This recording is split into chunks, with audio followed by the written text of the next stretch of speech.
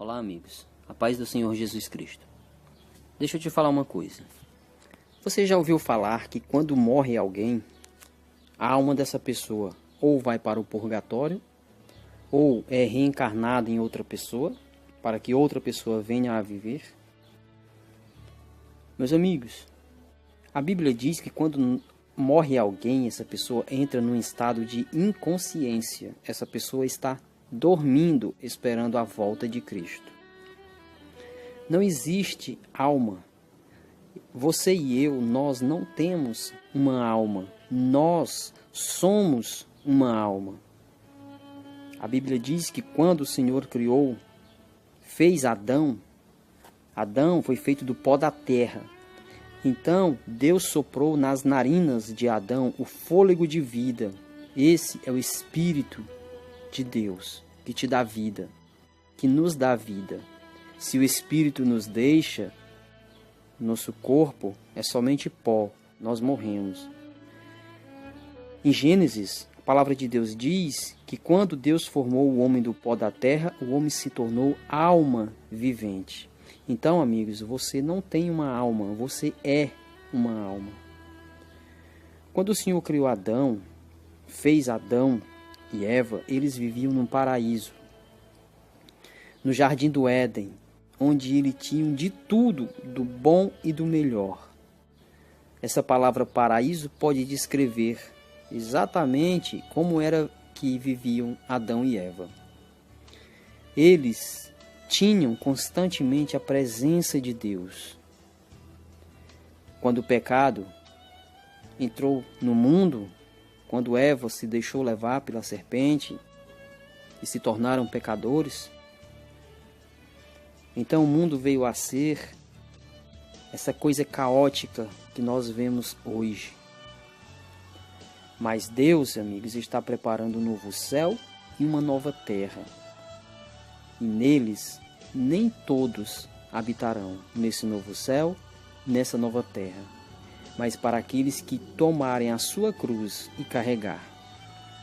O que é tomar a cruz e carregar? Cristo diz em sua palavra: aquele que quer vir após mim, negue-se a si mesmo, tome sua cruz e me siga.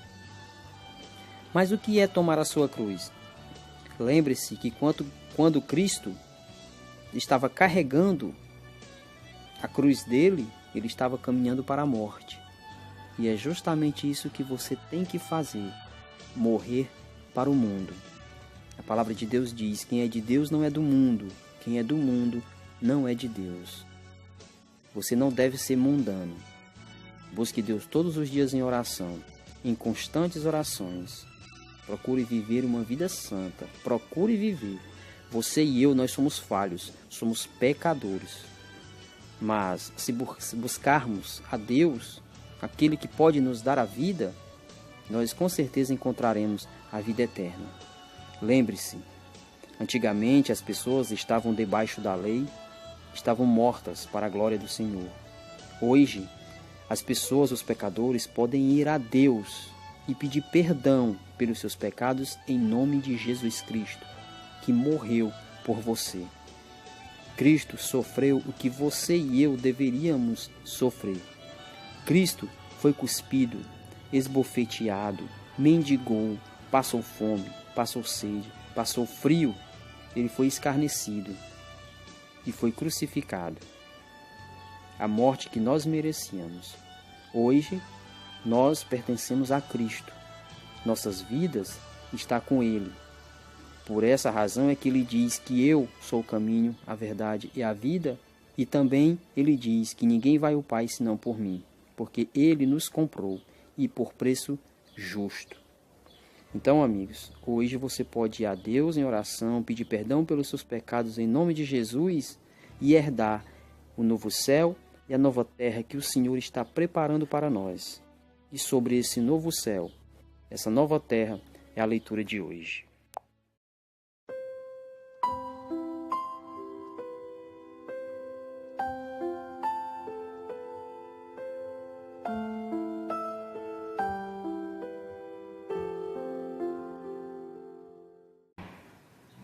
Apocalipse 21. O novo céu e a nova terra. Então vi um novo céu e uma nova terra, pois o primeiro céu e a primeira terra já se foram, e o mar já não existe. Então veja, a passagem diz que o primeiro céu e a primeira terra já se foram. Esse céu que você vê e essa terra em que você pisa. Vê a cidade santa, a nova Jerusalém, que descia do céu da parte de Deus, enfeitada como uma noiva preparada para seu noivo. E ouvi uma forte voz que vinha do trono e dizia: O tabernáculo de Deus está entre os homens, pois habitará com eles. Eles serão o seu povo, e Deus mesmo estará com eles. Então veja só, no novo céu e na nova terra, Deus estará entre os homens. Deus estará com você, assim como foi com Adão e Eva no paraíso. Ele, versículo 4, lhes enxugará dos olhos toda lágrima, e não haverá mais morte, nem pranto, nem lamento, nem dor, porque as primeiras coisas já passaram. Que primeiras coisas são essas? Isso tudo que você vê aqui hoje, isso tudo passará. Versículo 5. O que estava sentado sobre o trono diz: Eu faço nova todas as coisas. E acrescentou: Escreve, pois estas palavras são fiéis e verdadeiras. Isso é uma promessa de Deus para você, amigo. Versículo 6. Disse-me ainda: Está cumprido. Eu sou o Alfa e o Ômega, o princípio e o fim. A quem tiver sede, darei de beber de graça da fonte da água da vida. Aquele que vencer herdará essas coisas, e eu serei seu Deus, e ele será meu filho. Então veja, Deus está preparando um novo céu e uma nova terra, para que você e eu possamos estar na presença de Deus, vivendo no paraíso. Versículo 8. Mas, quanto aos covardes, incrédulos, abomináveis, homicidas, adúlteros, feiticeiros, idólatras e todos os mentirosos, a sua parte será no lago ardente de fogo e enxofre, que é a segunda morte. Amigos, eu quero falar um pouquinho dessa segunda morte. O que é a segunda morte? Quando você e eu morrermos, haverá duas ressurreições, como também haverá duas mortes. A primeira ressurreição se dá na vinda de Cristo. Algumas pessoas ressuscitarão para ir subir aos céus. Outras permanecerão mortas e só ressuscitarão quando a nova Jerusalém de Deus descer dos céus. Quando a nova Jerusalém desce do céu, as pessoas ressuscitam, Satanás é solto da prisão, ele vai reunir todas as pessoas para batalhar contra a cidade santa de Deus. Então, chove fogo do céu na terra, destrói todos os ímpios, as pessoas más que estão reunidas com Satanás, e aí eles serão destruídos, e esse mesmo fogo purificará esta terra caótica. Então, depois disso, as pessoas sairão da Nova Jerusalém e viverão numa terra agora perfeita, sem sol, sem calor, sem a noite, enfim, no paraíso. A Nova Jerusalém, continuando. Versículo 9.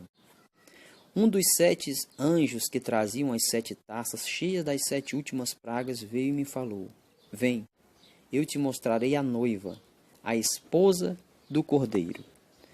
Amigos, a esposa, a noiva do Cordeiro é a igreja. E quem é a igreja? São as pessoas, aqueles que buscam guardar os seus mandamentos e são fiéis a Deus.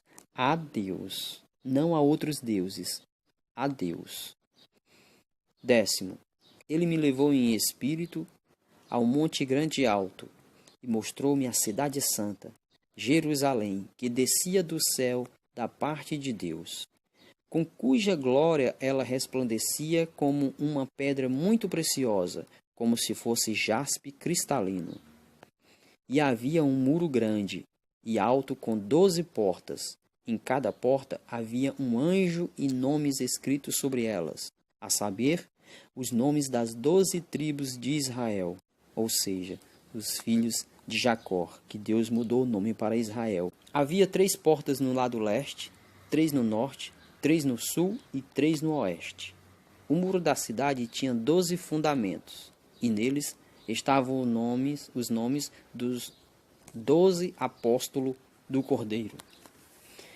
Aquele que falava comigo tinha uma haste de ouro como medida para medir a cidade, suas portas e seu muro. A cidade era quadrangular, seu comprimento era igual à sua largura. Ele mediu a cidade com haste. Ela media 12.000 estádios de comprimento, de largura e de altura.